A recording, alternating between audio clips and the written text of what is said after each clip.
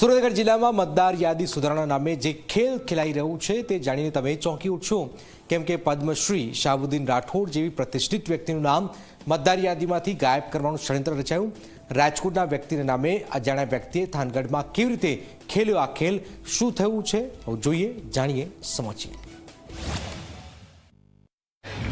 અમારા કાકાને તાવ આવે, હાનની ફાસ્ટમાં 4 મોસંબી આવે, એના વળી અડધા પાડિયા થાય, પેલા કાચના હંચા આવતા એમાં આમ રહ કાઢે ને આવડો ગ્લાસ થાય ને એ માદો કાકો પીવે ને બાકી આખું કુટુંબ ટગર ટગર જુએ।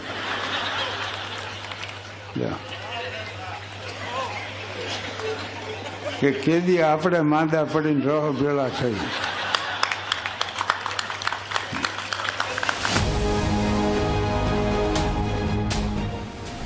શાહબુદ્દીન રાઠોડનું નામ કાપવા અરજી।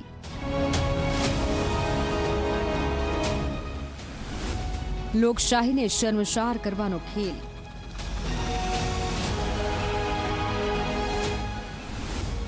એસઆરની કામગીરીમાં મોટું ષડયંત્ર।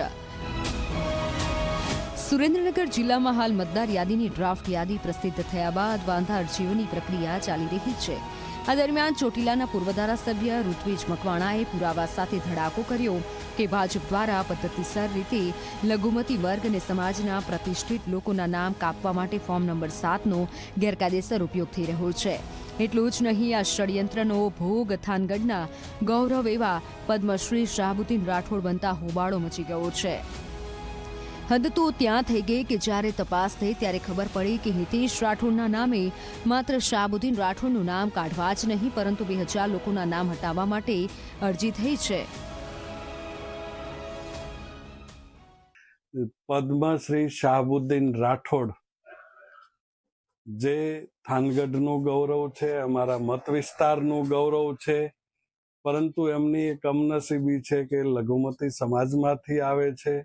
ભારતીય જનતા પાર્ટી ભલે પદ્મશ્રી આપીને નવાજવાનો દેખાવ કરે, પરંતુ એમની અસલિયત એ આજે આ ફોર્મ નંબર 7ની અંદર દેખાઈ આવી છે કે પદ્મશ્રી શાહબુદ્દીન રાઠોડનું નામ પણ મતદાર યાદીમાંથી હટાવવા માટેની અરજી ભારતીય જનતા પાર્ટીના લોકોએ કરી છે।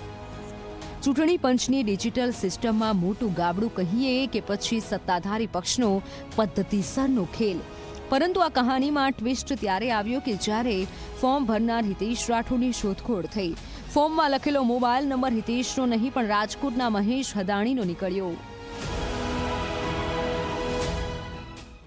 હેલો, હિતેશભાઈ રાઠોડ બોલે છે? ના ના, હિતેશભાઈ નથી બોલ રહા હું। અચ્છા, કોણ બોલો છો?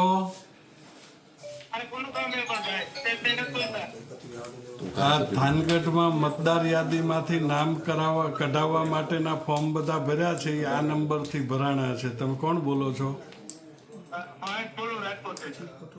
રાજકોટથી મહેશભાઈ?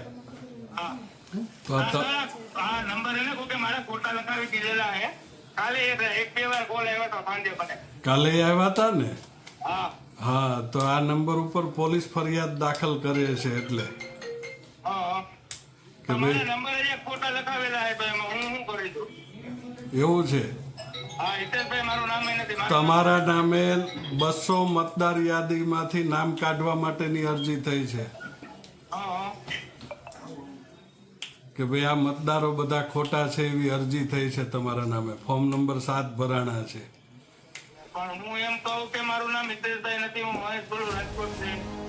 જેના મોબાઈલ નંબરના આધારે અરજી થઈ તે મહેશ હદાણી આખી ઘટના જાણીને ચિંતામાં છે, કેમ કે મહેશભાઈ ક્યારે થાન ગયા જ નથી, છતાં તેમના નંબર પરથી ઓનલાઈન ફોર્મ ભરાઈ ગયું। મારા નામનું જ સિમ કાર્ડ જુનાગઢ કઢાવેલું હોય, પહેલાં જુનાગઢ 15-20 વર્ષ રહ્યો ને ત્યાંથી જ મારા નામનું જ કઢાવેલું, હું જ વાપરું છું। તમે એક ફોર્મ ભર્યું? ના, મેં કોઈ દી ફોર્મ નથી ભર્યું, હું ગયો જ નથી થાન કોઈ દિવસ। મને તો આ 2 દિવસથી કોલ આવે તો હું ઉપાડું, કોણ બોલે એમ કે હિતેશભાઈ બોલો રાઠોડ, નહીં મહેશ બોલું રાજકોટથી।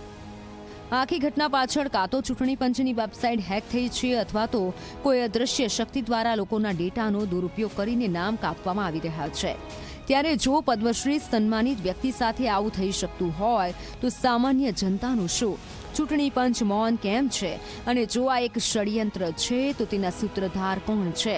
હવે જોવાનું એ રહેશે કે શું હાઈકોર્ટ આ ગંભીર બેદરકારી કે બદઇરાદા સામે સુઓ મોટો લેશે કે પછી લોકશાહીના પાયા સમાન મતદાર યાદી આમ જ એડિટ થતી રહેશે. Bureau report, Zee media.